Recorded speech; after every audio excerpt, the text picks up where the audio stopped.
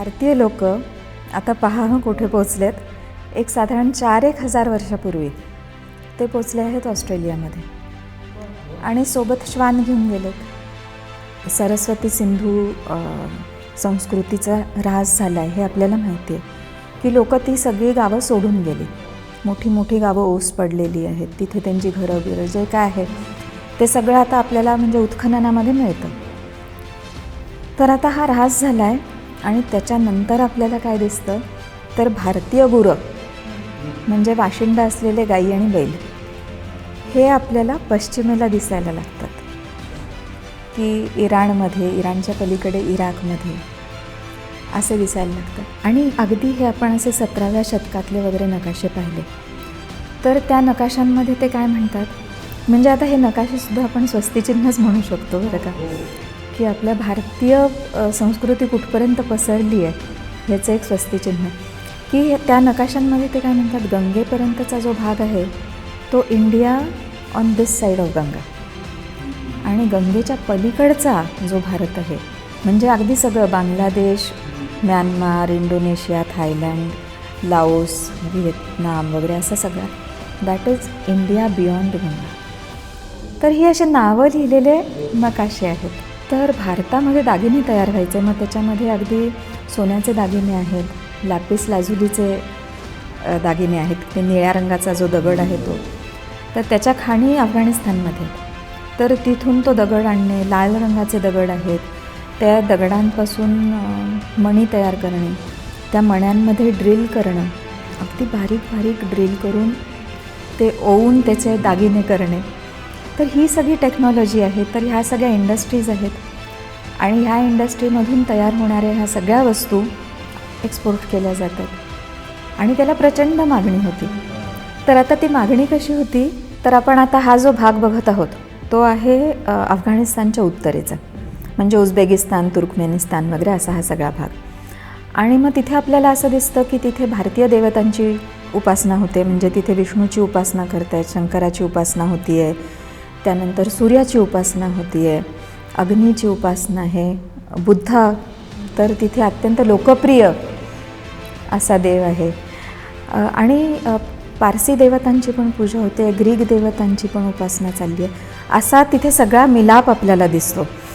आणि मग तिथे जेव्हा विष्णूचं चित्र तयार होतं तर ते असं एका ग्रीक राजा आहे, त्या ग्रीक राजानं तयार केलेलं एक सील आहे.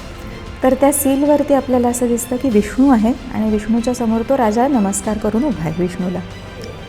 पण आता तो जो विष्णू आहे तो विष्णू ग्रीक स्टाईलनं काढलेला आहे की त्याच्या हातात शंखचक्र, गदा, पद्म असं आहे, पण तो असा छान एकदम 6 पॅक विष्णू आहे.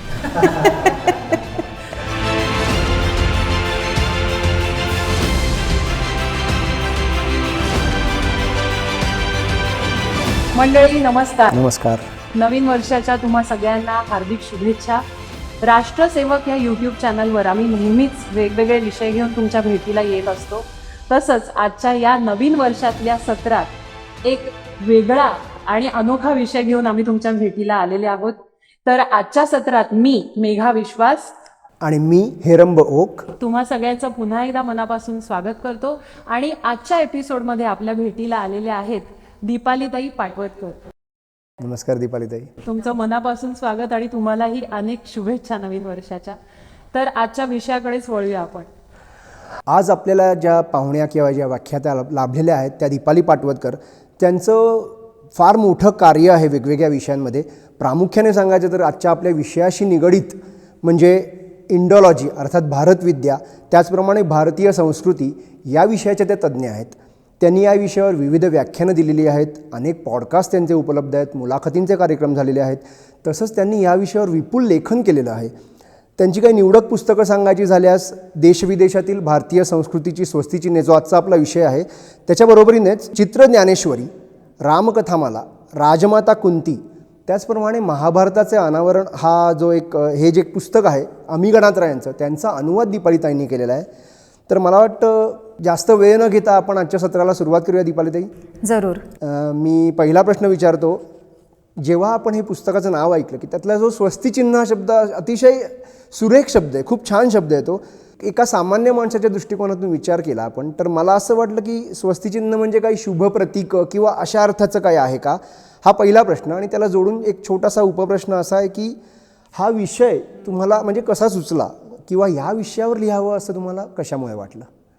फार सुंदर प्रश्नांना सुरुवात झालेली आहे की नावापासूनच सुरुवात की स्वस्तिचिन्ह म्हणजे काय. तर भारतीय लोक जिथे जिथे जाऊन आले आत्तापर्यंत सगळीकडे त्यांनी मागे ज्या खुणा ठेवलेल्या आहेत त्या सुंदर मंगल अशा खुणा आहेत, सृजनाच्या खुणा आहेत. म्हणजे कुठेही असं झालेलं नाही आहे की भारतीय लोक तिथे गेले, तिथे त्यांनी युद्ध केली, तिथे अत्याचार केले, तिथे लूटमार केली, कुठेच नाही. ते जिथे गेलेत तिथे त्यांच्या ज्या खुणा मागे आहेत त्या खुणा आहेत विज्ञानाच्या, गणिताच्या किंवा अतिशय सुंदर आर्किटेक्चरच्या. तर अशा खुणा त्यांनी मागे ठेवल्यात आणि म्हणून ह्या ज्या खुणा आहेत, ही चिन्ह जी आहेत मागे ठेवलेली, त्यांना स्वस्तिचिन्ह असं म्हटलं की सुअस्ती, चांगली, मंगलदायक आणि कल्याणकारक. की ते जिथे गेलेत तिथून काही आणण्यापेक्षा आपण काय देऊ शकतो असं भारतीय लोकांनी केलेलं आहे. आणि म्हणून ह्या चिन्हांचा मागोवा घेणारं हे पुस्तक आहे आणि त्यासाठी ह्याचं नाव स्वस्तिचिन्ह. सुरुवात झाली फेसबुकपासून की फेसबुकवरती मी एक मालिका करत होते. ती मालिका होती की पाकिस्तानमध्ये असलेली आपली स्वस्तिचिन्ह, तर पाकिस्तानातली मंदिरं अशी ती सुरुवात होती. आणि ही जसे मी लिहायला लागले तसं लक्षात यायला लागलं की खूप जणांचा असा समज असतो की पाकिस्तान म्हणजे हा त्यांचा देश आहे, की त्यांची भूमी आहे, की ठीक आहे ते देऊन टाकलं तो भाग आपण पाकिस्तानला असं. पण तिथली जेव्हा एक एक अशी चिन्ह पाहिली, ह्या खुणा पाहिल्या, तेव्हा लक्षात येतं की अरे इथे एक एक तीर्थक्षेत्र आहे की अक्षरशः एक एक तीर्थक्षेत्र आहे. आणि म्हणजे तिथे आपल्याला शक्तिपीठं मिळतात. 2 शक्तिपीठं पाकिस्तानमध्ये आहेत, शंकराची मंदिरं आहेत, रामाची मंदिरं आहेत. आणि मग तिथे अशी ठिकाणं आहेत की पांडव इथे येऊन गेले होते, महाभारतातला अमुक एक प्रसंग इथे घडला आहे. सगळ्यात पहिल्यांदा महाभारत जे सांगितलं गेलं ते असं मानतात की तक्षशिलेमध्ये झालं. तर पहिलं जे भगवद्गीता सांगितली गेली किंवा पठण झालं ते तिथे झालं आहे. म्हणजे आता अशा गोष्टींचा आपण विचार केला की वाटतं की अरे हे आपलंच आहे की आणि त्याची आपल्याला ओळख नाही. तर मग अशी मी ही ओळख करून देणारी अशी एक पोस्ट मला म्हणता येईल अशी सुरुवात केली. आणि ती फक्त खरं तर पाकिस्तानपुरती होती. आणि मग तेव्हा मला साप्ताहिक विवेकच्या संपादिका अश्विनीताई मयेकर ह्यांनी विचारलं की ह्याच्यावरती तू लेख लिहिशील का. मग मी म्हटलं की पाकिस्तान कशाला, सगळीकडे पसरलेली जी स्वस्तिचिन्ह आहेत त्याचा आपण आढावा घेऊ. आणि मग त्याच्यामधनं ह्या पुस्तक येण्याच्या आधी ती एक लेखमाला झाली आणि मग सगळी लेखमाला एकत्र करून हे पुस्तक झालं. त्याच्यामध्ये विवेकानंद केंद्राचे मराठी विभागाचे सुधीरजी जोगळेकर आहेत, ते मला म्हणाले की ह्याचं आपण पुस्तक करू शकतो का. मग ते सगळं एकत्र केलं, त्याच्यावरती जरा अजून थोडे संस्कार केले आणि मग हे पुस्तकाचं रूप त्याला आलं. आता प्रामुख्याने याच्यात येतो इतिहास. जेव्हा आपण ही स्वस्तिचिन्ह बघतो तर हा इतिहास साधारण किती वर्ष जुना आहे, किती 100 वर्ष जुना आहे असं मी म्हणेन. आणि त्याचे काही पुरावे आहेत का? अगदी. हे मी जेव्हा लिहायला लागले तसं मी म्हटलं की पहिल्यांदा ते मंदिरांपासून सुरुवात केलं. तर इथे बरेचसे पुरावे असे आहेत की मंदिर आहेत किंवा मंदिरांचे अवशेष आहेत, त्यामध्ये दिसतात धडधडीत डोळ्याला की त्याचे काय बरं म्हणायचं फोटो उपलब्ध पण असतात. आणि ते फोटो पुस्तकात पाहिले की कसं a picture is worth 1000 words. त्यामुळे नुसता तेवढा एक फोटो जरी असला तरी लक्षात येतं की अरे हे तर खरंच दिसतंय आपल्याला, आपलंच आहे असं दिसतं. तर त्यामुळे पुराव्यांमध्ये एकतर असे स्थापत्याचे पुरावे आहेत. दुसरे काही पुरावे म्हणजे ते अजून थोडे दूरचे आहेत, पाकिस्तानच्या अजून पलीकडचे, म्हणजे अफगाणिस्तानमधले. तर तिथले जे पुरावे येतात ते ना मूर्तीच्या स्वरूपात येतात की तिथे आता मंदिरं पूर्ण नाहीशी झालेली आहेत. जे आहेत ते मूर्तीचे काही काही मूर्ती पूर्ण मिळाल्यात की सूर्याची मूर्ती मिळालेली आहे, ती पूर्ण मूर्ती आहे की सूर्यदेव रथात बसलेला, त्याचे घोडे, त्याच्यानंतर त्याचे अटेंडंट्स म्हणता येतील, असे दंड आणि पिंगल असे ते शेजारी उभे आहेत. अशी ती पूर्ण संगमरवरी मूर्ती अशी मिळते. गणपतीच्या मूर्ती मिळालेल्या आहेत, शिवलिंग मिळालेले आहेत. पण आता कसं होतं ना, नुसती मूर्ती मिळाली आहे म्हणजे ती मूर्ती नाही की त्याच्याबरोबर तिथे मंदिर होतं, हो, तिथे पुजारी होते, त्याच्या उपासनेची पद्धती होती, तिथे येणारे भक्त होते, त्याला नवस बोलणारे लोक होते. ती सगळं त्याच्या भोवतीनं उभं राहतं की त्याची आरती रचणारे लोक होते. ह्या सगळ्या गोष्टी होत होत्या. हे आपल्याला केवळ एक मूर्ती पाहिली की लक्षात येतं. खरं आहे. तर मूर्ती हा अजून एक स्वस्तिक चिन्ह झालं. त्यानंतर आणखीन काही स्वस्तिचिन्ह जी आहेत ती ना खूप दूरची आहेत, त्याच्या मागची आहेत. की एक स्वस्तिचिन्ह आहे भारतीय श्वानाचं. अच्छा. भारतीय लोक आता पहा कुठे पोचलेत. एक साधारण 4,000 वर्षापूर्वी ते पोचले आहेत ऑस्ट्रेलियामध्ये आणि सोबत श्वान घेऊन गेलेत. तर त्याला ती जी कुत्र्याची प्रजाती आहे त्याला तिथे म्हणतात डिंगो, त्या जातीला, आणि तो भारतातून आला आहे. तर आता कुत्रात काही असा पोहत पोहत जाणार नाही आहे, तर मनुष्याबरोबर तिथे तो पोचलेला आहे. आणि दॅट इज अ स्वस्तिचिन्ह की भारतीय माणूस तिथे पोचल्याच्या खुणा. आता त्याच्यामध्ये परत अजून एक गंमत लक्षात येईल. आता हा जो भाग आहे म्हणजे आग्नेय आशियाई देशांचा, त्याच्यातला बराचसा भाग हा भूभागच आहे की आपण जमिनीवरून पण चालत जाऊ शकतो आणि जहाजांमधून म्हणा किंवा लहान बोटींमधून पण असा प्रवास केलेला आहे. आणि इंडोनेशियाला पोचल्यावर तिथून खाली ऑस्ट्रेलियापर्यंत पण प्रवास झालेला आहे हा. तर आता हा जो प्रवासाचा आणखीन एक खूण काय मिळते ऑस्ट्रेलियामध्ये भारतीय लोक पोचल्याची खूण अशी मिळते की तिथे एक अचानक प्रगती झालेली दिसते. की तिथे जे पूर्वी ते लोक दगडाची हत्यारं वापरत आहेत, अवजारं वापरत आहेत, त्याच्यामध्ये अचानक प्रगती दिसते.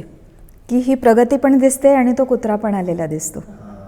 आणि मग देन यू नो की हे भारतीय लोक तिथे काय घेऊन गेलेत, तर टेक्नॉलॉजी घेऊन गेलेत की आणखीन चांगली हत्यारं कशी करता येतील असं ते कनेक्ट करावे. हो. असे अनेक पुरावे आहेत. ह्याच्यावरती ना वेगवेगळे पेपर्स पण उपलब्ध आहेत. की आता ह्याच्या आधीचा अजून एक प्रवास आपण पाहू की हा प्रवास पण गुरांच्या बरोबरचा आहे. की सरस्वती सिंधू संस्कृतीचा ऱ्हास झाला आहे हे आपल्याला माहिती आहे. की लोक ती सगळी गावं सोडून गेली, मोठी मोठी गावं ओस पडलेली आहेत, तिथे त्यांची घरं बिरं जे काय आहे ते सगळं आता आपल्याला म्हणजे उत्खननामध्ये मिळतं. तर आता हा ऱ्हास झाला आहे आणि त्याच्यानंतर आपल्याला काय दिसतं, तर भारतीय गुरं म्हणजे वाशिंडा असलेले गाई आणि बैल हे आपल्याला पश्चिमेला दिसायला लागतात. की इराणमध्ये, इराणच्या पलीकडे इराकमध्ये असे दिसायला लागतात. आणि एक रशियन शास्त्रज्ञ पुरातत्त्वज्ञ आहेत, अलेक्झांडर म्हणून त्यांचं नाव आहे. तर त्यांनी काय केलं की अशा प्रकारे अभ्यास केला की वाशिंडा असलेला बैल कलेमध्ये कधी दिसतो. आणि मग तो आपल्याला दिसतो इसवी सन पूर्व 4000 म्हणजे साधारणपणे 7,000 5,000 वर्षापूर्वी भारतात दिसतो कलेमध्ये. आणि मग त्याच्यानंतर की 4,000 वर्षापूर्वी, 2,000 वर्षापूर्वी, 1,200 वर्षापूर्वी त्याचा त्या कलेतला प्रवास दिसतो. तर मग हे पण आपलं एक स्वस्तिचिन्ह झालं. तर मग ह्या अशा खुणा किती वेगवेगळ्या आहेत. तर ही कलेमधली एक खूण आहे. आणखीन एक खूण आहे ती म्हणजे जनुकीय प्रवासाची. आणि हा जनुकीय प्रवास आहे उंदरांचा. की लोक इतक्या वेगवेगळ्या प्रकारे अभ्यास करतात आणि इतक्या वेगवेगळ्या प्रकारच्या अभ्यासामधून भारतातून बाहेर गेलेला आपल्याला प्रवास दिसतो. तर हा अभ्यास केलेला आहे उंदरांचा. की आता उंदीर जे आहेत ते मानवाबरोबर असतात. कशासाठी, तर उष्टखरकटं मिळतं किंवा मानव धान्य साठवून ठेवतो त्याच्यावरती आयता त्याला ताव मारता येतो. तर त्यामुळे मानवाच्या बरोबर हे उंदीर आलेले आहेत. तर डोमेस्टिकेटेड उंदीर असं त्यांना म्हणतात. तर ह्या डोमेस्टिकेटेड उंदरांच्या जनुकांचा अभ्यास केला आणि त्या अभ्यासामधून लक्षात आलं की जगभर पसरलेले जे उंदीर आहेत त्यांचे पूर्वज जे आहेत ते भारतात आहेत किंवा ते भारतीय आहेत. आणि हा प्रवास किती जुना आहे तर जवळजवळ 20,000 वर्षापूर्वीचा असा हा प्रवास आहे. म्हणजे भारतीय माणूस आणि भारतीय माणसाबरोबर हे उंदीर हे असे युरोपमध्ये, मध्य आशियामध्ये, रशियामध्ये, आग्नेय आशियाई देशांमध्ये असे सगळीकडे पसरले आहेत. आणि ह्याच्यावरनं आपण सांगू शकतो की भारतीय लोक कुठे कुठे पोचले आणि कदाचित कधी पोचले असतील. म्हणजे कुत्रा झाला, गुरं झाली, ज्यांना आपण नावं ठेवतो ते उंदीर पण झाले. असं म्हणजे विविध प्राण्यांच्या रूपाने एक ते चिन्ह किंवा खूण म्हणून पोचलेलं आहे. म्हणजे किती महत्त्वाचं आहे खरोखर. आता तुम्ही जे म्हणालात की विविध देशांमध्ये खुणा पोचल्या, तर आता तुमच्या पुस्तकात अशीच साधारण मांडणी आहे की विविध प्रदेश, देश, भौगोलिक प्रदेश आणि तिथे आढळणारी साधारण एक स्वस्तिचिन्ह वगैरे असं आहे. तर ही स्वस्तिचिन्ह कुठल्या कुठल्या देशांमध्ये आढळतात, त्यांच्या म्हणजे कुठल्या कुठल्या खुणा आढळतात असं साधारण काही विस्ताराने सांगू शकाल का? बिलकुल. ह्या आता खुणा म्हणजे आपण आता आपल्याला अखंड भारत ही सुद्धा असं वाटतं की कवी कल्पना वाटते. म्हणजे त्याच्यामध्ये आपण अफगाणिस्तान, पाकिस्तान, नेपाळ आहे आणि बांगलादेश आहे. तर हे सगळं काय एकत्रच होतं की हा आपला अखंड भारत. पण जेव्हा मी भारतीय संस्कृतीचा असा अभ्यास करायला लागले तेव्हा असं लक्षात आलं की अखंड भारत म्हणजे खूपच छोटा झाला त्या मानानं की हा बृहत्तर भारत आहे किंवा ज्याला ग्रेटर इंडिया असं म्हटलं गेलं. आणि हा ग्रेटर इंडिया जेवढा पसरलेला आहे तिथपर्यंत आपली संस्कृती पसरली आहे. आणि हा असा पसरत पसरत कुठपर्यंत तर फिलिपिन्सपर्यंत आहे. आणि गंमत पहा कशी आहे की अखंड भारत हे आपलं नाव असलं तरी ग्रेटर इंडिया हे बाहेरच्या लोकांनी दिलेलं नाव आहे. ह्याचं सगळ्यात मोठी खूण काय आहे की युरोपमधून भारतात येण्यासाठी रस्ता शोधायला लागले की त्यांना भारतातून काय काय घ्यायचे, ते मसाले वगैरे घ्यायचे आहेत. तर त्याच्यासाठी रस्ता शोधायला 2 दिशेला 2 जण निघाले. एक वास्को द गामा निघाला, तो असा पूर्वेकडे निघाला. आणि दुसरा म्हणजे आपला कोलंबस, तो म्हणाला मी पृथ्वीला प्रदक्षिणा घालून पश्चिमेकडून येतो. आणि तो असा निघाला आणि मला सारखं वाटायचं की तो असा जरी आला तरी तो कुठे त्या फिलिपिन्सजवळ पोचणार आणि मग तिथे कुठे भारत आहे, असा का तो येतोय. मला नंतर लक्षात आलं की दॅट वॉज ग्रेटर इंडिया. तिथपर्यंत भारत होता की तिथे पोचलं म्हणजे भारताच्या आयलँड्समध्ये आपण पोचलो असं युरोपियन लोकांचा हा समज होता. आणि तसंच ते म्हणायचं. म्हणजे आता इंडोनेशिया हे नावसुद्धा आहे, ते म्हणजे इंडियन आयलँड्स असं ते नाव आहे. आणि मग इथे लवकरच हे सगळे युरोपियन लोक पोचले आग्नेय आशियाई देशांमध्ये. मग त्यांनी ते नकाशे वगैरे तयार केले. मग आता हे आपण जुने नकाशे पाहिले तर त्या नकाशातली नावंसुद्धा कशी आहेत, इंडो चायना, डच इंडिया, नंतर French India, Portuguese India, British India. It is all India. पूर्ण इंडिया आहे तो. इंडिया सगळीकडे आहे. इंडिया सगळीकडे कॉमन आहे. आणि अगदी हे आपण असे 17व्या शतकातले वगैरे नकाशे पाहिले तर त्या नकाशांमध्ये ते काय म्हणतात, म्हणजे आता हे नकाशेसुद्धा आपण स्वस्तिचिन्हच म्हणू शकतो बरं का, की आपल्या भारतीय संस्कृती कुठपर्यंत पसरली आहे ह्याचं एक स्वस्तिचिन्ह. की त्या नकाशांमध्ये ते काय म्हणतात, गंगेपर्यंतचा जो भाग आहे तो India on this side of Ganga, आणि गंगेच्या पलीकडचा जो भारत आहे म्हणजे अगदी सगळं Bangladesh, Myanmar, Indonesia, Thailand, Laos, Vietnam वगैरे असं सगळं, that is India beyond Ganga. तर ही अशी नावं लिहिलेले नकाशे आहेत. आणि ही अशा प्रकारे म्हणजे आपण जेव्हा बघतो की भारतीय संस्कृती कुठपर्यंत पोचली आहे तर ह्या पूर्ण भागात भारतीय संस्कृती आहे. म्हणजे अफगाणिस्तानपासून फिलिपिन्सपर्यंत. आणि मग इथे ह्याला इंडिया म्हणायचं कारण असं आहे की जेव्हा हे लोक पोचले त्यांना संस्कृती एकच दिसली. तेच देव आहेत, तशाच प्रकारचं आर्किटेक्चर आहे, तशाच प्रकारच्या कथा आहेत, मंदिरं आहेत, आणि मग ही भारतीय संस्कृती आहे. तर त्यामुळे आग्नेय आशियातले सगळे देश त्याच्यानंतर आपल्याला चीनमध्ये दिसतात भारतीय संस्कृतीच्या खुणा, जपानमध्ये, कोरियामध्ये दिसतात, मंगोलियामध्ये दिसतात. तर असं हे सगळं ह्या सगळ्या देशांमध्ये पोचलेल्या ह्या खुणा आहेत. ह्याच्यातल्या काही काही खुणा आपण आता पुढे बोलत जाऊ, तसं अधिक विस्तारानं पाहू. आता प्रामुख्याने तुम्ही बोलताना म्हणताय की आग्नेय याबद्दल बोललात किंवा पूर्वेकडचे जे देश आहेत, तर मग पश्चिमेकडे असलेले जे देश आहेत त्यामध्ये ही चिन्ह पोचली होती का, आणि जर पोचली असतील तर ती कोणती होती? पश्चिमेच्या बाजूला पण आपले अनेक खुणा आपल्याला दिसतात. खूप म्हणजे अगदी आपल्याला आश्चर्य वाटत राहतं इतक्या खुणा आहेत. म्हणजे अगदी आपण सरस्वती सिंधू संस्कृतीच्या काळात जर गेलो तर हे लोक जे आहेत ते सगळे सिंध, गुजरात ह्या भागातले लोक आहेत की जे व्यापारी होते आणि ते जहाजामध्ये इथे जे तयार होतो तो माल टाकून पश्चिमेला जायचे. मग ते पश्चिमेला कुठे जायचे तर आखाती देशांमध्ये. म्हणजे आजचे जे अबुधाबी आहे, दुबई आहे, कुवेत आहे, इराक आहे, इथे सगळीकडे व्यापार करायचे. आणि तो समुद्रातून करायचे व्यापार. हा सगळा समुद्रातून तिथे जायचं. आणि तिथला एक राजा आहे, म्हणजे त्यावेळेचा सुमेरियाचा राजा, म्हणजे इराकमधला, तर आर्गन त्याचं नाव.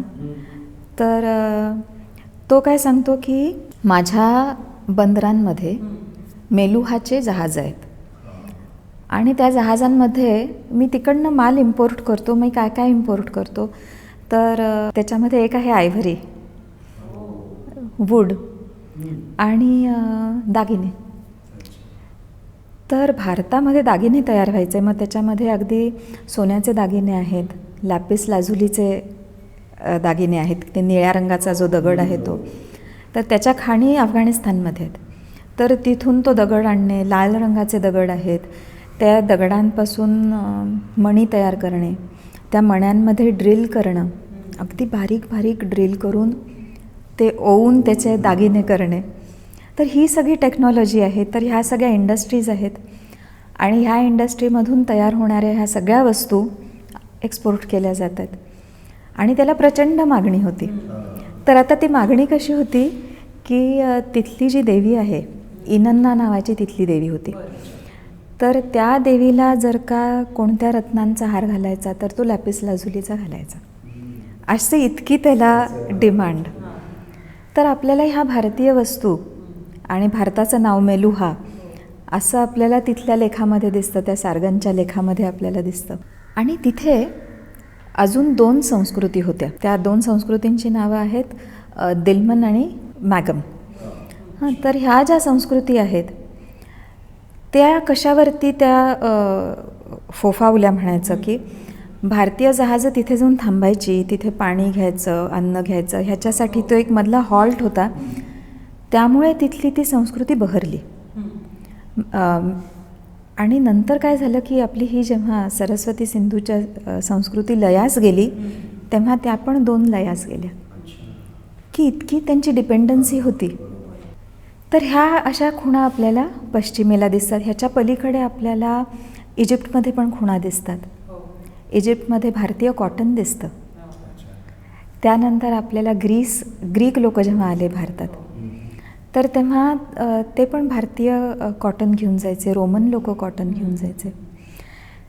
रोमन लोक आणि कॉटन म्हणजे कुठलं तिथे पॉप्युलर होतं, अतिशय लोकप्रिय झालं होतं ते म्हणजे मलमल, की ढाकाची मलमल जी अगदी आत्तापर्यंत प्रसिद्ध होती, की ट्रान्सपरंट असं ते कापड आहे.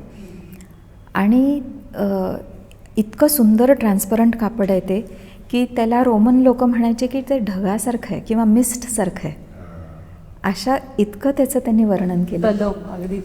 अगदी तलम. आपण म्हणायचं ना की म्हणजे मी लहान असताना ऐकलेलं घडी घालून येस, काड्यापेटीमध्ये त्याची घडी मावेल साडीची, हो, किंवा अंगठीतून साडी जाईल, नाही का, हे आपण लहानपणी ऐकलेलं आहे. तर तसं वर्णन ते तिकडे पण करायचे की ते इतका सुंदर कापड आहे, त्याला इतकी डिमांड होती की रोमन बायका त्यांना तेच कापड पाहिजे असायचं. आणि मग तिथला रोमन एक राजदरबारातला प्लायनी नावाचा माणूस आहे, तर त्यांना तक्रार केली आहे तिथे की आपण इतकं महागाचं कापड घेतो आणि आपल्या इकडच्या बायका हे असं ट्रान्सपरंट कपडे घालतात. ते बंद केलं पाहिजे, कारण आपला सगळा सोनं चांदी ह्याचं खजिना सगळा भारतात चालला आहे अशी तक्रार हा रोमन माणूस तक्रार करतोय. आणि ह्याची अजून एक गंमत मला सांगायला आवडेल बरं का, की ह्या कापडाच्या बरोबर तिथे अशी एक म्हणजे भारतीय व्यापारी तिथे हे कापड घेऊन जात आहेत आणि मग त्यांना विचारलं की हे कुठून येतं कापड. तर ते काय आपण म्हणतो कापूस आहे ते, पण कापूस फक्त भारतात होता. त्यामुळे त्या सगळ्यांना काय वाटायचं की हे कापूस म्हणजे एक झाडावरती उगवतं असं सांगितलं. पण मग त्यांना काय वाटायला लागलं की हे झाडावर उगवणाऱ्या ह्या मेंढ्या आहेत आणि तिकडे एक अशी गोष्ट प्रचलित झाली की भारतामध्ये झाडावर उगवतात मेंढ्या आणि त्या मेंढ्या मग आजूबाजूचं गवत खातात आणि आजूबाजूचं गवत संपलं की त्या मरतात आणि त्या मेल्या की शेतकरी जाऊन त्यांच्यावरचं ते लोकर काढतो आणि त्याच्यापासून हे कापड तयार करतात. आणि ह्यांना ते म्हणायचे लॅम्ब्स ऑफ टार्टरी. आणि त्यांना इतकं ते प्रेमात पडले होते ना की ते एकतर कापडाच्या प्रेमात आणि मग हे अद्भुत आहे हे की भारतात असं काहीतरी आहे की झाडावरती मेंढ्या उगवतात. तर त्याच्यावरती कविता आहेत, लॅटिनमध्ये लिहिलेल्या कविता आहेत आणि चित्र आहेत. तर असं भारताबद्दल अशा आख्यायिका पसरलेल्या आहेत आणि ह्या आख्यायिका पूर्ण युरोपभर पसरल्यात. आणि जेव्हा ब्रिटिश स्वतः आले आणि त्यांनी पाहिलं तेव्हा मग त्या कविता आणि चित्र बंद झाली. तर आपल्याला लक्षात येईल की हे पश्चिमेला पण कसं पसरलेलं आहे. तर पश्चिमेला ह्या कापडाच्या रूपानं असेल, मसाल्यांच्या रूपानं, की भारतातले जे मसाले आहेत त्याच्यामध्ये मग वेलदोडा असेल, दालचिनी असेल, ब्लॅक पेपर आहे, मिरी. तर ह्या सगळ्या मसाल्यांना हे दुसरीकडे कुठे उगवत नाहीत. आणि जेवण जर चविष्ट पाहिजे असेल तर त्याच्यासाठी हे तिखट मीठ हे सगळं पाहिजे. तर भारतातनंच हे आयात केलं जायचं. आणि ज्या वेळेला असं झालं की इस्तानबुलमधून किंवा कॉन्स्टँटिनोपलमधून जाणारा रस्ता बंद झाला तेव्हा मग युरोपियन लोकांना असं झालं की नाही, आता आपल्याला दुसरा रस्ता शोधायला पाहिजे. आणि भारतात जाणारा रस्ता शोधायचा म्हणून मग हे कोलंबस आणि वास्को द गामा वगैरे बाहेर पडलेत आणि मग त्यांनी हा रस्ता शोधला आहे. तर हा असा पश्चिमेचा प्रवास. अगदी.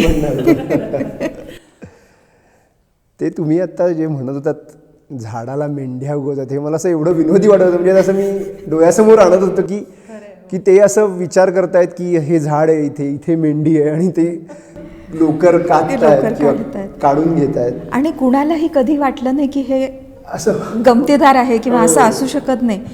त्यांनी अक्षरशः कविता म्हणजे कित्येक कविता आहेत. तर तेच मी आता म्हणणार होतो की आता हे जे वेगवेगळ्या स्वस्तिचिन्हांबद्दल बघितलं किंवा काही विनोदी मेंढ्या आणि झाडं असं बघितलं तर त्या मला असा प्रश्न विचार की त्या प्रदेशातली काही स्वतःची त्यांची स्वस्तिचिन्ह होती का? किंवा जेव्हा भारतीय संस्कृती किंवा भारतीय व्यापारी उद्योजक किंवा हे जे मालाची ने-आण करणारे लोक तिथे जेव्हा पोचली तर त्यांच्यामार्फत तिकडच्या स्वस्तिचिन्हांवर काही परिणाम झाले का किंवा त्यांचा मिलाफ झाला ते त्याच्याबद्दल काही सांगू शकाल का?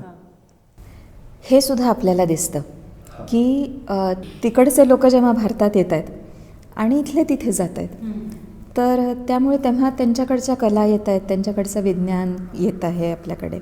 तर ह्याचं एक सुंदर उदाहरण म्हणजे इंडो ग्रीक राजे, की ते आहेत खरं तर ग्रीक राजे पण त्यांच्यावर संस्कार झाले भारतीय, मग त्यांना म्हटलं आपण इंडो ग्रीक.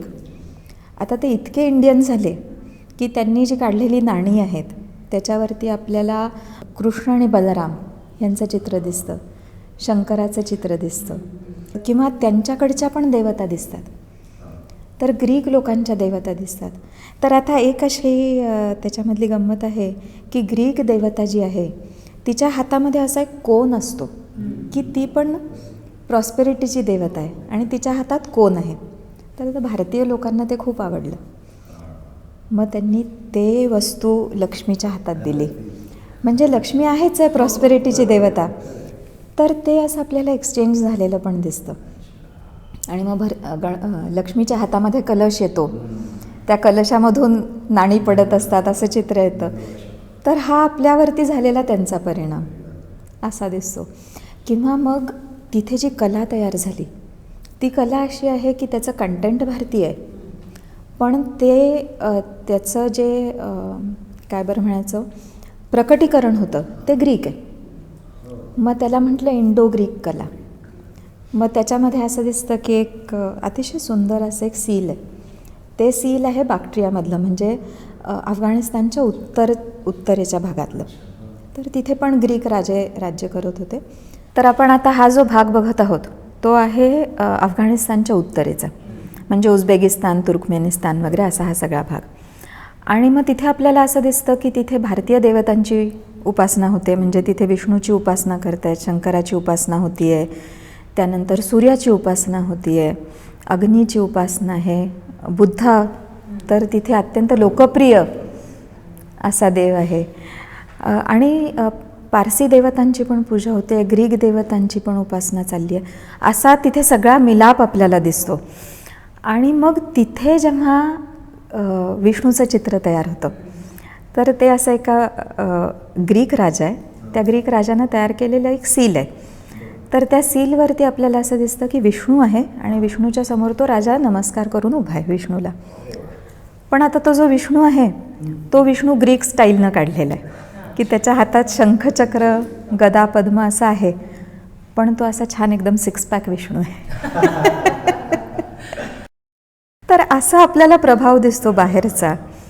किंवा त्याच्यानंतर ही कला चीनमध्ये जाते आणि मग ते चीनी पण काय बरं म्हणायचं तिथे प्रभाव आहे. कंटेंट भारतीय आहे. तिथले जे मग देवता आहेत त्या चीनी दिसायला लागतात, बारीक डोळ्याचे असे, आणि त्याच्यावरती ग्रीक प्रभाव पण आहे.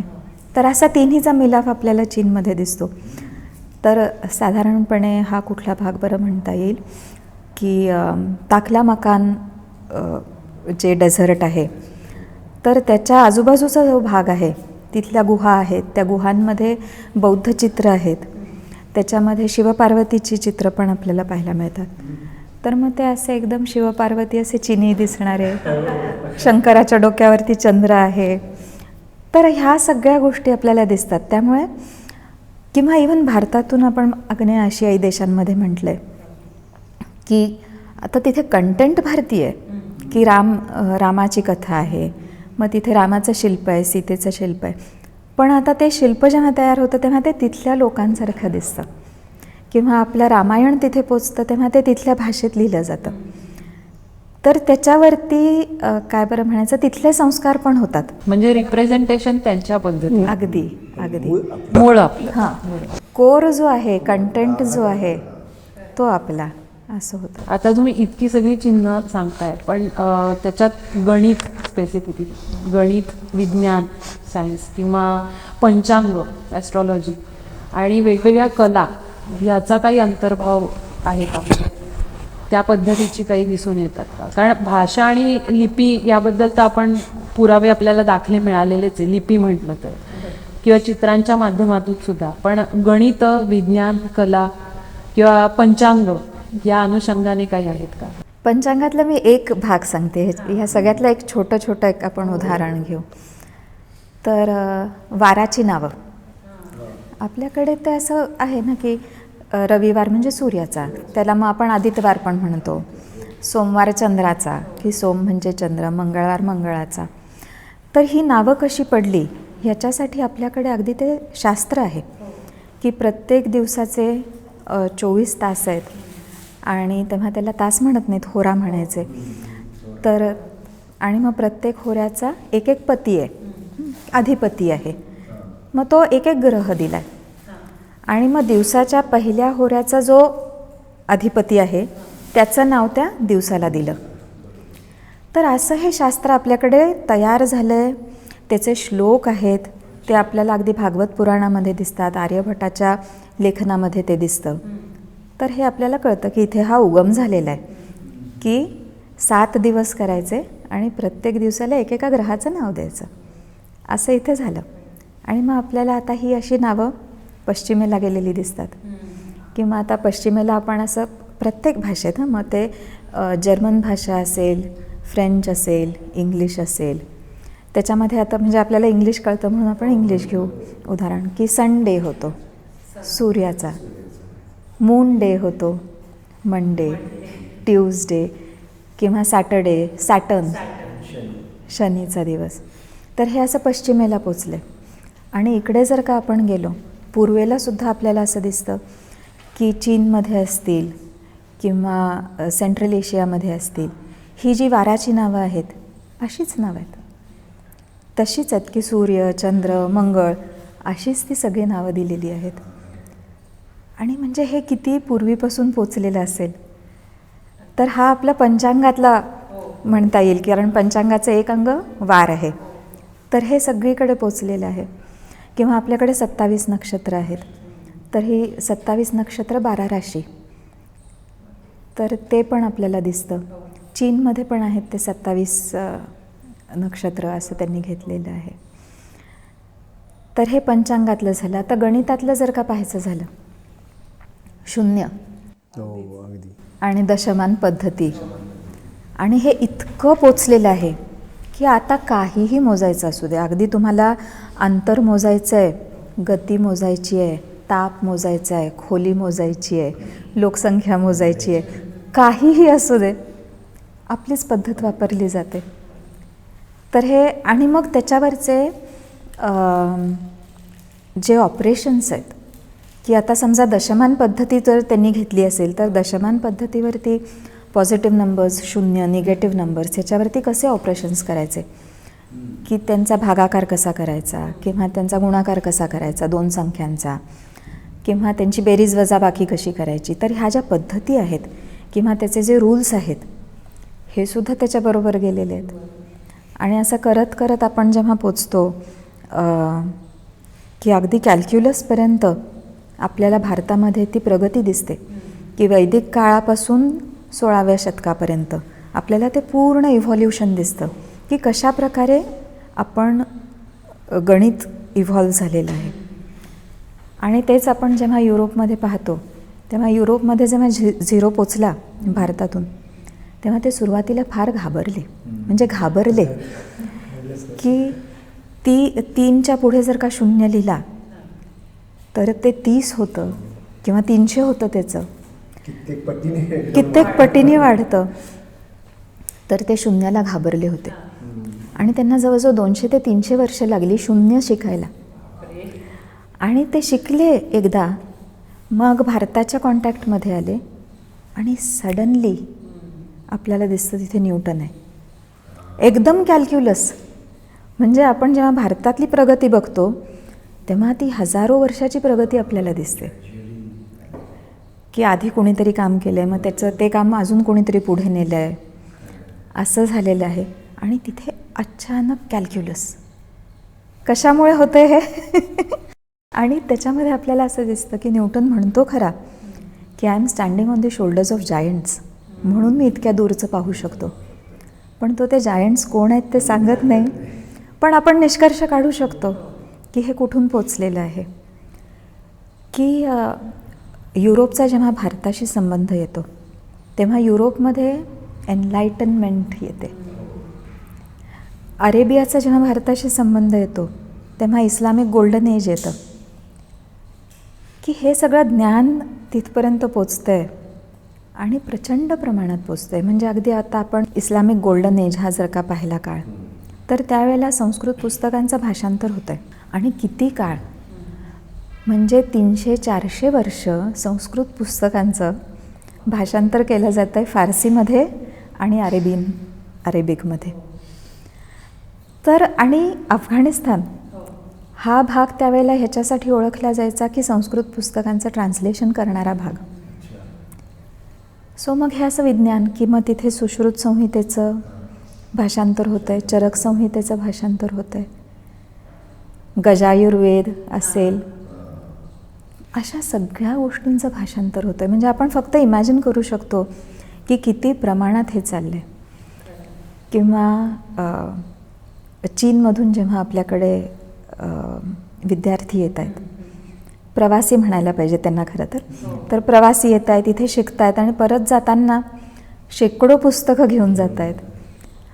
आणि हे इतका किती काळ हे चाललेलं आहे की ब्रिटिश भारतात येईपर्यंत, म्हणजेच 1947पर्यंत हे चालू आहे की भारतातून लोक घेऊन जात आहेत, भरभरून घेऊन जात आहेत. आणि तरीसुद्धा परिस्थिती अशी आहे की विद्यापीठं जाळून झालेली आहेत, सगळ्यांनी नेलेलं आहे. असं सगळं होऊनसुद्धा आत्ताची परिस्थिती अशी आहे की मायकल डॅनिनो हा जो भारतीय कल्चरचा, संस्कृतीचा अभ्यासक आहे, तो सांगतो की आजसुद्धा परिस्थिती अशी आहे की 30 million scriptures are there in India. वेगवेगळ्या लायब्ररीजमध्ये असतील किंवा कोणाच्या प्रायव्हेट कलेक्शन्समध्ये, मंदिरांमध्ये, की जे पब्लिश झालेले नाही आहेत, ज्याचा अभ्यास झालेला नाही आहे. आणि मग ही आता खरं तर आपली जबाबदारी होते की प्रत्येकानं आपण एक त्याच्यासाठी काय योगदान करू शकतो. आणि त्याचं पहिली पायरी म्हणजे संस्कृत शिकणं असं आहे. आणि मग आपली जी कुठली आपल्या क्षेत्र असेल त्या क्षेत्रातलं एक पुस्तक घेऊन आपण जर त्याचा अभ्यास केला तर आपल्याला हा प्राचीन जो ठेवा आहे ज्ञानाचा, ज्या ज्ञानाच्या ठेव्यावरती किती जणांना पोषण केलेलं आहे, किती संस्कृतींचं पोषण केलेलं आहे, तर त्याच्यापर्यंत पोचायचा आणि त्याच्यातून परत शिकायचा असा आपण वसा घ्यायला पाहिजे. आपली ती ना जबाबदारी आहे. अधिकार तर आहेच आहे, पण ती जबाबदारी पण आहे. आता आपण म्हणजे पंचांग बघितलं, गणित बघितलं, भाषा, लिपी सगळं बघितलं. कुठलाही भारतीय व्यक्तीचं एक असं जवळचा ठेवा म्हटलं तर आपण एक रामायण, महाभारत, वेद, पुराणं, हे असा एक आपला जिव्हाळ्याचा एक ठेवा, एक जिव्हाळ्याचा विषय असतो. तर हे वाचत असताना थोडंसं आम्हाला जाणवलं की ज्या काही अद्भुत गोष्टी आहेत, समजा महाभारतातल्या की 100 कौरवांचा जन्म असेल, किंवा सावित्रीने यमाकडून सत्यवानाचे प्राण वाचवून आणणं, हे आत्ताच्या काळात आपण हे सगळे असे चमत्कार म्हणू, किंवा अगस्त्य ऋषींनी समुद्रप्राशन करणं, हे खरे झाले असतील किंवा त्याचं प्रतिकात्मक असेल माहीत नाही. तर हे आपल्याला कुठेतरी ह्या स्वस्तिचिन्हांच्या प्रतीकांशी त्याचं काही जोडता येईल का, त्याचं काही कनेक्शन असेल का? आणि विज्ञान हा पण एक फॅक्टर हां, त्याच्यामध्ये आहे. वैज्ञानिक त्याला काय आधार? वैज्ञानिक आधार. तुम्ही आता अगस्ती ऋषींचा संदर्भ दिला, तर तो संदर्भ घेऊन आपण जाऊ पुढे. की आपल्याकडे खूप कथा आहेत आणि जुन्या कथा आहेत की त्या आपण असं म्हणू शकतो की अगदी प्राचीन आपल्या स्मृती आहेत त्या. आणि मग ती अशी अगस्तींची गोष्ट सांगितली जाते की अगस्ती उत्तरेतून दक्षिणेला आले आणि मग त्यांनी समुद्र प्यायला, ही एक कथा आहे. आणि आज आपल्याला असं दिसतं की दक्षिण भारतामध्ये अगस्ती ऋषींची मंदिरं आहेत आणि आग्नेय आशिया देशांमध्ये पण अगस्ती ऋषींची मंदिरं आहेत. त्याच्याशिवाय अजून एक आपल्याला असं दिसतं की दक्षिण आकाशामध्ये अगस्ती नावाचा एक अत्यंत ब्राईट तारा आहे आणि त्या ताऱ्याच्या मदतीनं नॅव्हिगेशन करता येतं. की जसं उत्तरेतला ध्रुव ताऱ्याच्या मदतीनं आपल्याला समुद्रातली वाट काढता येईल, किंवा जंगलात हरवलो आहे समजा, तर आपल्याला जर रस्ता शोधायचा असेल, दिशा कळून घ्यायच्या असतील, तर ध्रुव ताऱ्याचा जसा उपयोग होतो तसा दक्षिणेतल्या आकाशातला अगस्ती ताराचा उपयोग होतो. तर आता आपण ही सगळी कनेक्ट द डॉट्स करूया. की आपली कथा अशी आहे की अगस्ती ऋषींनी समुद्रपाशन केला. म्हणजे काय, तर त्यांनी तो रस्ता दाखवला समुद्रातून पलीकडे जाणारा. म्हणजे तो अगस्ती ताऱ्याच्या मदतीनं की आपल्याला समुद्रातून तिथे पलीकडे जाता येईल. आणि त्या देशांमध्ये गेलो, तिथे गेल्यावर सुद्धा ते अगस्ती लोकप्रियच आहेत, कारण तिथे जाणारे लोक पण म्हणणार ना, आम्ही कुणाच्या मदतीनं आलो, अगस्तींच्या. तर ह्या अशा कथा तिथे पोचल्या आहेत. अगस्ती ऋषींच्या कथा आणि तिथे लिहिले गेलेले ग्रंथ जे आहेत ते भारतीय विज्ञानावर आधारितच ग्रंथ आहे. तो ग्रंथ कसा आहे की अगस्ती ऋषींना प्रश्न विचारलेत आणि त्यांनी उत्तरं दिली आहेत. तर असा तिथे ग्रंथ तयार झाला आहे. तर हे सगळं म्हणजे त्याच्यामध्ये आपण म्हणू शकतो की संस्कृती आहे, विज्ञान आहे, आकाशदर्शन आहे, नॅव्हिगेशन आहे आणि त्याच्याबरोबरच आपल्याला अजून एक गोष्ट जी आपण बोललो पण तो स्पेसिफिकली बोललो नाही, ते म्हणजे शिप बिल्डिंग इंडस्ट्री. की कारण जहाजातून लोक चाललेत तर रस्ता समजणारे लोक आणि त्याचबरोबर जहाज बांधणारे लोक, म्हणजे इथे ॲस्ट्रॉनॉमीचा अभ्यास होतो आहे आणि शिप बिल्डिंग इंडस्ट्री पण आहे की जी अगदी 15व्या शतकामध्ये जेव्हा आपल्याकडे निकोलो कॉन्टी नावाचा एक युरोपियन प्रवासी येतो भारतात, तो भारतात येतो आणि म्हणतो की इथली जी जहाजं आहेत ही जहाजं युरोपियन जहाजांच्यापेक्षा तिप्पट मोठी आहेत. बरोबर. तर हा असा जो सगळा परत जे इव्हॉल्युशन आहे ते आपल्याला प्रत्येक वेगवेगळ्या क्षेत्रामध्ये असं आपल्याला दिसतं. आता आपण इतके प्रदेश त्याचा उल्लेख आपण केला, तर मग साधारण हे सगळं पाहता कुठपर्यंत भारतवर्ष पसरलेलं असेल? म्हणजे मगाशी तुम्ही सांगताना उल्लेख केलातच, पण साधारण अंदाज की कुठपर्यंत गेलं असेल? भारतीय संस्कृती ही जर का आपण पाहिली तर अगदी इराण आणि भारतीय संस्कृती हे पण अगदी म्हणजे जुळे बंधू असल्यासारखे आहेत. तर आपण एका प्रकारचं कल्चर असं म्हणूया की हे जे एका प्रकारचं कल्चर आहे ते इराण, सेंट्रल एशिया, चीनमध्ये आहे, मंगोलियामध्ये आहे, जपानपर्यंत आहे, कोरियापर्यंत आहे, श्रीलंका आहे. सेंट्रल एशियामध्ये बौद्ध धर्म खूप पसरलेला होता. तर तिथे आजही जर का आपण गेलो तर आपल्याला तुर्कमेनिस्तान असेल, उझबेकिस्तान असेल, तिथे अनेक मोठे मोठे स्तूप आहेत, विहार आहेत, बौद्ध विहार आहेत की जे आता तिथले टुरिस्ट अट्रॅक्शन्स आहेत. मग त्याच्यानंतर तिबेटमध्ये आपण पाहतो तर त्या भागामध्ये भारतीय राजांनी राज्य केलेलं आहे. खोतांचा परिसर असेल तर म्हणजे तिथली नाणीसुद्धा जेव्हा आपण पाहतो त्या नाण्यांवरती गांधारी भाषा आहे, म्हणजे भाषासुद्धा आपली आहे. म्हणजे एका बाजूला चीनी आहे, एका बाजूला भारतीय आहे त्या कॉईन्सच्या. त्यानंतर त्याच्या पलीकडे म्हणजे आता जो भाग चीनमध्ये आहे तो तिथे मगाव नावाचं केव्ज आहेत. तिथे साधारण 500 केव्ज आहेत. त्याच्यातल्या एका केव्हमध्ये त्याला ते म्हणतात लायब्ररी केव्ह, की खूप स्क्रिप्चर्स होते लिहिलेले आणि ते तिथे त्यांनी स्टोअर करून ठेवले होते. मग ते सापडले. त्याच्यामध्ये कित्येक संस्कृत भाषेत लिहिलेले लेख आहेत. तिथे एक म्हणजे ह्याच भागामध्ये त्या भागाला उत्तर कुरू असं भारतीय नाव आहे आणि त्याला ग्रीक लोकांनी उत्तराखोरस म्हटलं. तर त्या ग्रीक मॅप्समध्ये आपल्याला ते नाव दिसतं आणि त्या भागामध्ये आपल्याला असं दिसतं की अश्वघोषानं लिहिलेलं एक बुद्धचरित्र नाही, अश्वघोषानं लिहिलेलं एक दुसरं नाटक आहे. तर त्या नाटकाचे प्रयोग कदाचित तिथे होत असावेत, तर त्याची संहिता तिथे मिळाली आहे. म्हणजे इतक्या वेगळ्याच गोष्टी आपल्याला दिसतात. किंवा अगदी आत्ता चीनचा एक डिप्लोमॅट होता US मध्ये, त्यानं म्हटलेलं आहे की भारतानं आमच्यावरती अनेक वर्ष, हजारो वर्ष सांस्कृतिक राज्य केलं आहे, एकही सैनिक न पाठवता.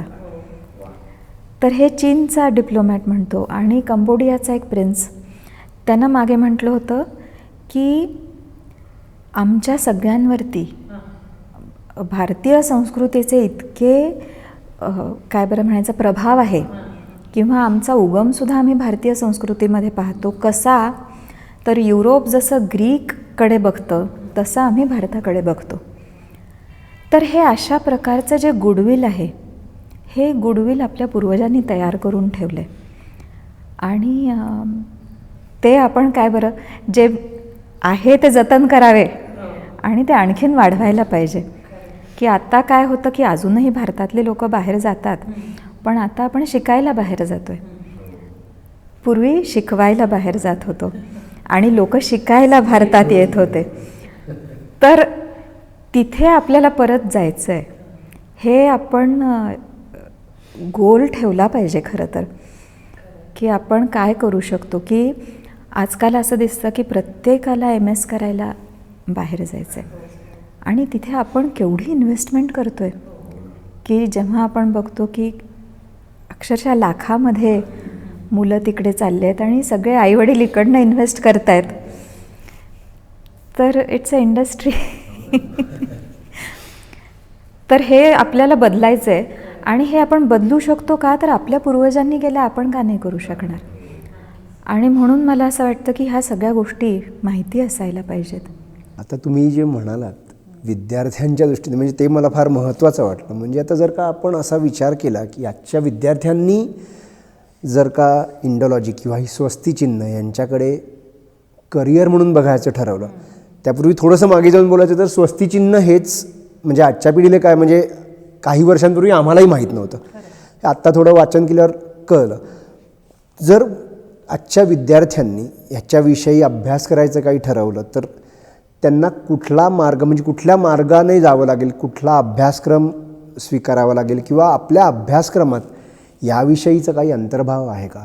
ह्याच्यामध्ये सगळ्यात मोठी एक जे पाऊल पडलेलं आहे ते म्हणजे न्यू एज्युकेशन पॉलिसी, जे आत्ता मोदींनी जे आणलेलं आहे आणि त्याच्यामध्ये अंतर्भाव असलेला IKSचा की इंडियन नॉलेज सिस्टम्स.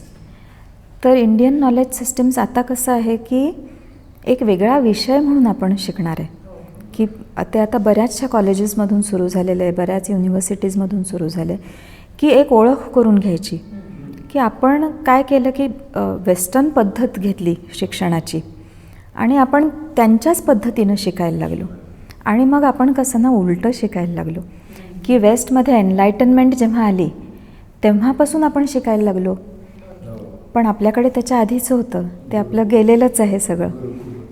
हो, गुरुकुल आहे किंवा आपल्याकडची आता अगदी आपण साधं केमिस्ट्री घेतलं तर केमिस्ट्रीमध्ये आपण काय शिकतो की हां, हे डाल्टन्स ॲटॉमिक मॉडेल आहे आणि मग त्याच्यानंतर हे नील्स बोरनं आणखीन काहीतरी सांगितलं आणि मग हे आलं वगैरे असं आपण शिकतो.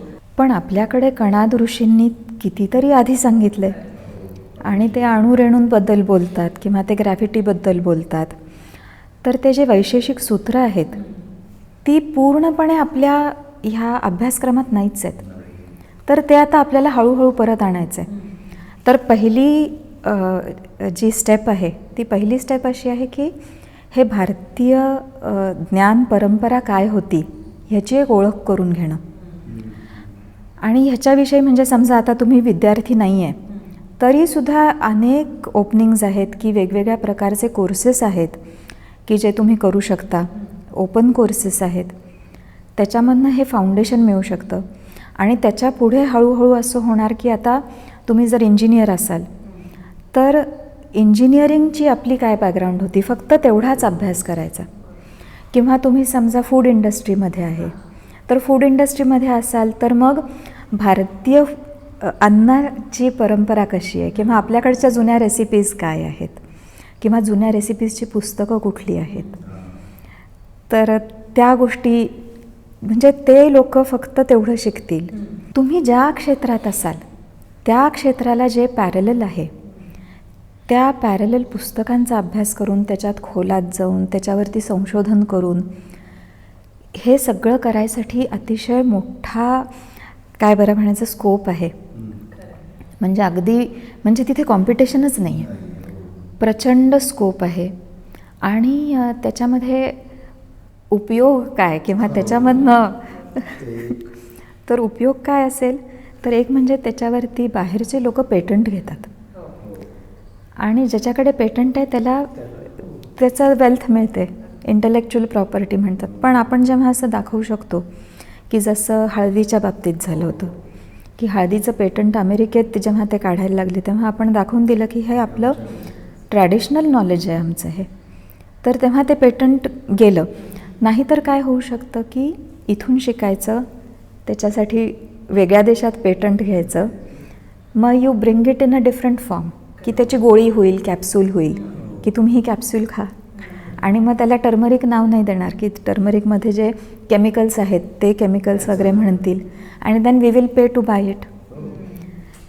तर काय बरं म्हणायचं, even to make wealth you have to know what we have already. आपलं ज्ञान आपल्याला माहिती असायला पाहिजे.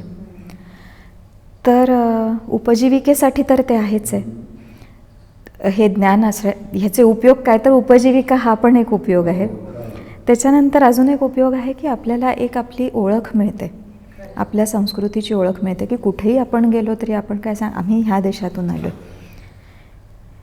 तर ते सांगता येतं. अल बरुनी जेव्हा भारतात आला होता, 11व्या शतकात आला होता, आणि तेव्हा त्यानं भारतीय लोकांचं एक वर्णन करून ठेवलं. तर त्यानं सांगितलं की हे भारतीय लोक कसे आहेत.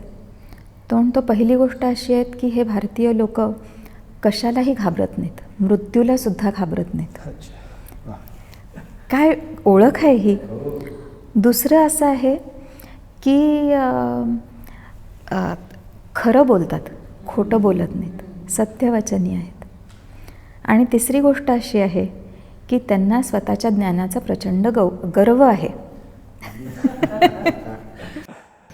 आणि गर्व म्हणा, अभिमान म्हणा, कॉन्फिडन्स म्हणा, हा कशातून येतो, तर आपल्याकडे असलेल्या ज्ञानातून येतो, किंवा आपल्या देशाबद्दलच्या आपल्या ज्ञानातून येतो. आणि जेव्हा आपल्याला आपल्या पूर्वजांचा गौरव माहिती असेल, तेव्हा आपली सगळी मुलं जेव्हा बाहेर जात आहेत तेव्हा ते ताठ मानाने जायला पाहिजेत. तर ह्या ज्ञानाचा उपयोग काय, तर तो पण आहे की आपली एक ओळख आणि एक अभिमान असं आपल्याला ह्या ज्ञानातून मिळण्यासारखं आहे. खरं तर तुम्ही सांगत असताना पण आम्हाला फार म्हणजे ऐकताना आनंद वाटला की खरंच आपल्यासाठी किती अभिमानाची गोष्ट आहे. आणि आपली मुलं बाहेर जाऊन शिकण्यापेक्षा आपणच आपलं शिकायला हवं. बरं, या अनुषंगाने म्हणजे हा पुन्हा एकदा मगाच्याच प्रश्नाकडे वळते की चीनपर्यंत तुम्ही उल्लेख केलात, पण चीनच्या पलीकडे कोरिया म्हणजे जपान हे जे काही देश आहेत तिकडे काही बघायला मिळतं का या अनुषंगाने, अशी काही चिन्ह किंवा त्याला अनुसरून काही तुम्ही सांगू शकाल का? आपल्याला असं दिसतं की भारतातून खूप साहित्य बाहेर गेलेलं आहे. लोक तर गेलेलीच आहेत, देवता पण गेलेले आहेत. तर आपण आधी मंगोलिया बघूया की तो अत्यंत दुर्लक्षित आहे. म्हणजे आपण कधी त्या मंगोलियाबद्दल बोलत नाही. आपल्याला फक्त मुघल माहिती आहेत की तिथून ते मुघल आले आणि आपल्यावर राज्य केलं वगैरे, असं एक आपल्याला माहिती असलेलं.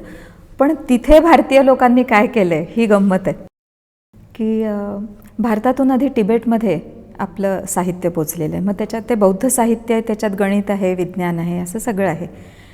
तर त्यांच्याकडे जे ग्रंथ होते त्या ग्रंथांचं मंगोलियन भाषेमध्ये भाषांतर झालं.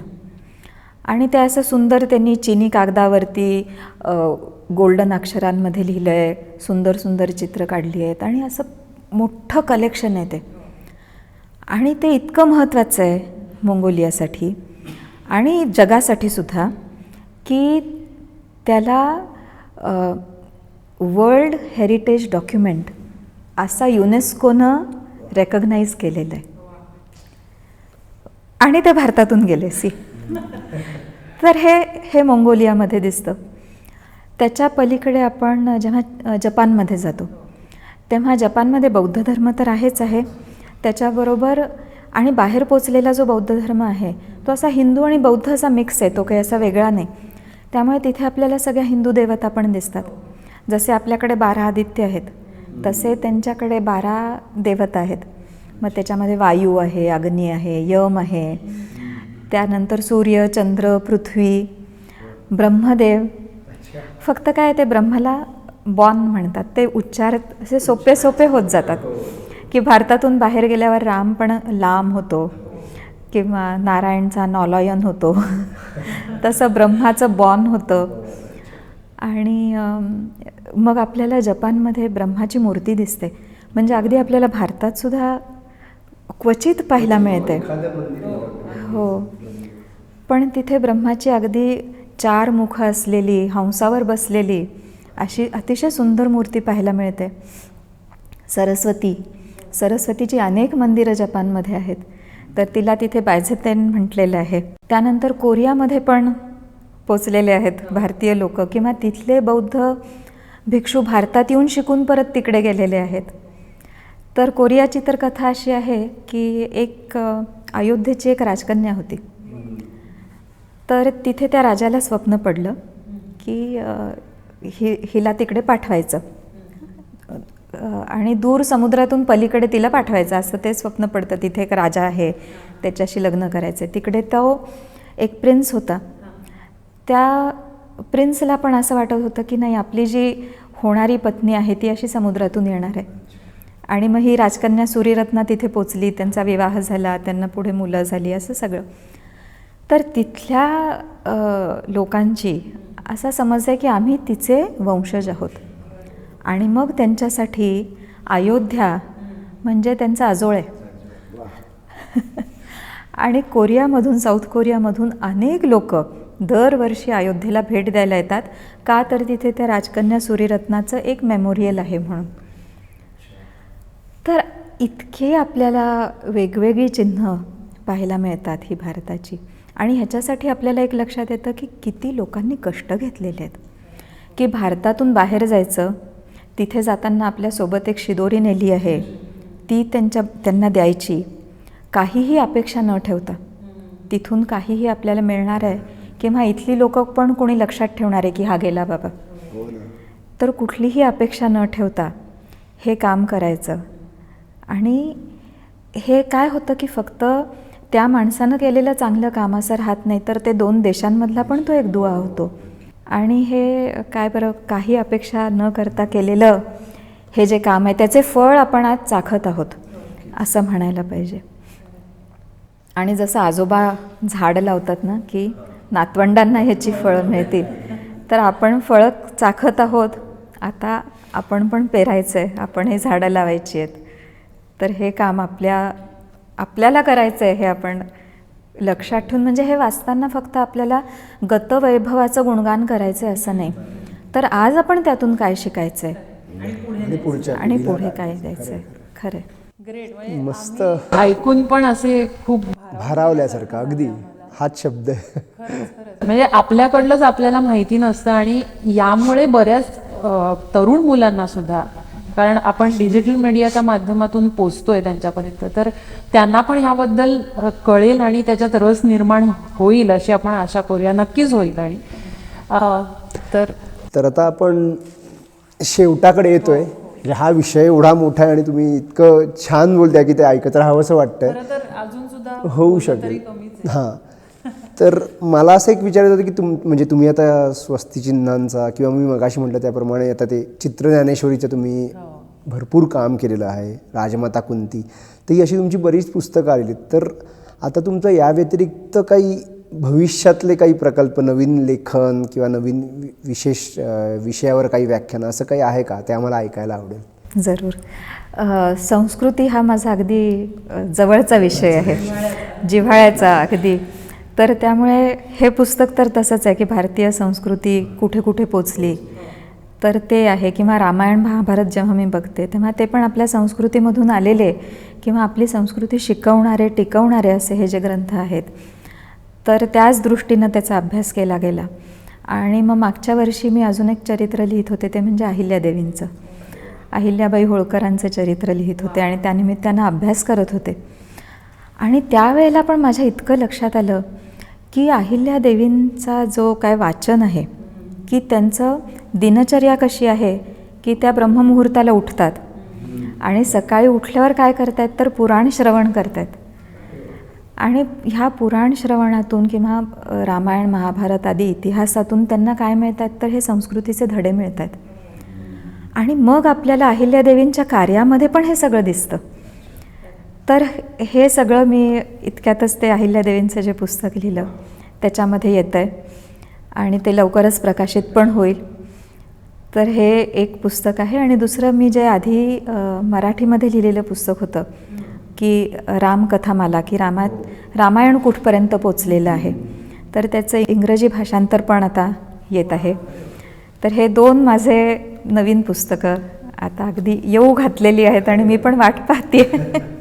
खरंच खूप मजा आली आजचा एपिसोड करताना. बऱ्याच नवीन गोष्टी कळल्या ज्या आपल्याच आहेत आणि नक्कीच प्रेक्षकांनाही आवडलं असणार आहे. बऱ्याच नवीन गोष्टी कळल्या असणार आहेत. तर खरंच खूप खूप धन्यवाद तुमचे. धन्यवाद दीपालीताई. खरंच मनापासून धन्यवाद. आणि नवीन वर्षाची सुरुवात खूप छान झाली असा एकदम. विषय घेतल्यामुळे मी हे जे सगळं खरं तर शिकलेली आहे त्या माझ्या सगळ्या गुरुजनांना मला मनापासून धन्यवाद द्यायचे आहेत. कारण ह्या सगळ्या ज्या गोष्टी आहेत ह्या आपल्याला कुठेच शिकायला मिळत नाहीत. की आपण जेव्हा शाळेमध्ये इतिहास शिकतो तेव्हा फक्त आपण परकीय आक्रमणं झाली एवढाच इतिहास शिकतो, पण भारतातून बाहेर जाऊन आपली संस्कृती तिथे नेणारे आणि रुजवणारा जो इतिहास आहे त्याच्यापासून आपण वंचित राहिलेलो आहोत. म्हणजे मी 40शी नंतर मला हे सगळं कळलं आणि मी हे सगळं शिकले माझ्या गुरुजनांकडून. त्याच्यामध्ये माझे टीमवीमधले सगळे शिक्षक आहेत. त्यानंतर अनेक पुस्तकं आहेत की जसे आर.सी. मुजुमदारांची पुस्तकं आहेत, फणींद्रनाथ बोस यांची पुस्तकं आहेत. त्यांनी अक्षरशः मोठे मोठे खंड लिहून ठेवलेत की भारतीय संस्कृती जिथे पोचली आहे त्याच्याबद्दलचे. आणि त्याच्यामधलाच मी काय म्हणायचं थोडं थोडं इथे घेऊन आलेली आहे की नदीमध्ये पाणी असतं पण आपल्याला घरात जेव्हा लागतं तेव्हा आपण कळशीतून आणतो. तसं माझं हे पुस्तक म्हणजे ती कळशी आहे. आणि राष्ट्रसेवकनं मला इथे बोलावलं आणि हा सगळा विषय तुमच्यापर्यंत आणि तुमच्या प्रेक्षकांपर्यंत पोचवायची ही संधी उपलब्ध करून दिली. त्यासाठी राष्ट्रसेवकचे आणि तुम्हा दोघांचे पण अतिशय मनापासून आभार. धन्यवाद. तर राष्ट्रसेवकतर्फे असे अनेक वेगवेगळे विषय घेऊन आम्ही तुमच्या भेटीला येतच राहणार आहोत. जसं आज दीपालीताईंची आपण चर्चा केली तर बघत राहा. आणि तुमच्या जर काही कमेंट्स असतील आणि तुम्हाला जर काही सुचवायचं असेल याबद्दल तर आम्हाला जरूर लिहून कळवा. तर आम्ही येऊच लवकरच एक नवीन विषय घेऊन राष्ट्रसेवक या यूट्यूब चॅनलवर तुमच्या भेटीला. तोपर्यंत रजा घेतो. धन्यवाद.